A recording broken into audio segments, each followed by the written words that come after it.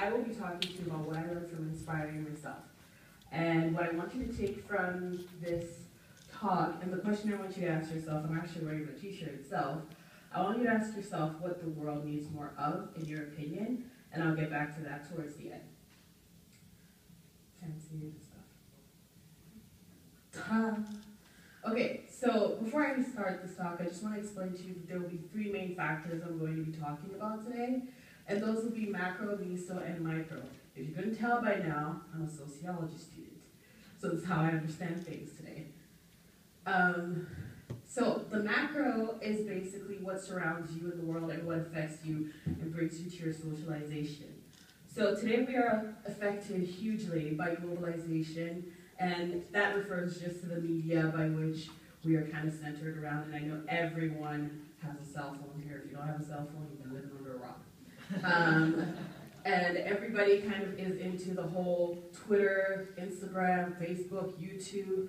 And today what we realize in the world is that unless, for some reason, there is a stigma that you need to have a huge following to inspire people. And I really want to tell you that that is not true. A wise man once told me, you need to inspire, and you have to be inspired in order to inspire others. And also, you need to listen before you think you can lead someone. Which brings us to the generation you, generation focused around you. So you have to be able, you know it's true, don't laugh. And so you kind of get that fact where it's all about us now, and you kind of have to step out of that little bubble that we have, that we've kind of created, and be like, you know what, I'm really comfortable here. You gotta take a little step, and just be like, oh, hi, how are you doing? What's up? And so that brings you to the meet. Oh my God, I think I need to fall. Okay. I'm just destroying things today. Oh wow, oh, I'm sorry. So this brings us to the meso, I planned this, which is you're equal to your community. So it doesn't matter if it's your school, it doesn't matter if it's your family, it doesn't matter if it's just people you've just met.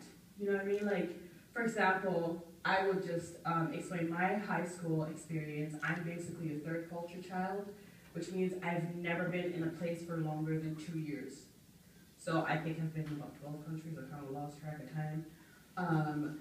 I went to a university, a high school that was surrounded by CAS hours, which means we had to do extracurricular activities after school or you wouldn't graduate.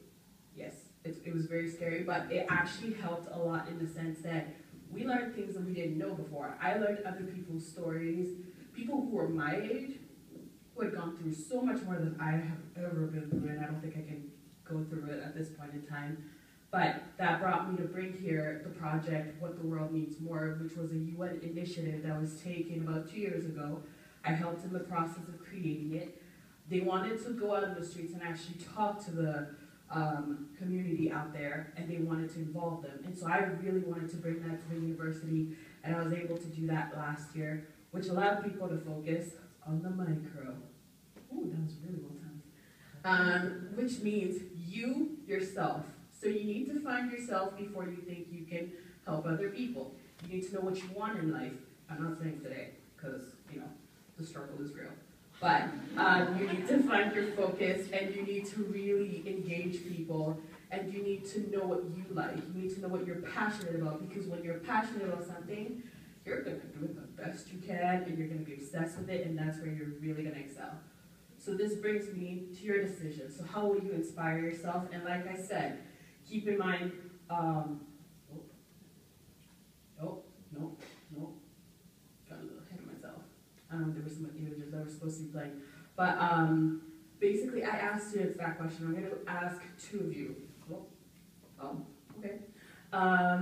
So what do you think the world needs more of? Will someone answer that question? Or should I just put somebody on the spot? You did it! Don't be putting your hand up. I'm going to pick on you. Sorry, the guy in the purple shirt. Because you have a lot of humor, and I like that. What does the world need more of? Yes. It needs more humor. Thank you. That was really good.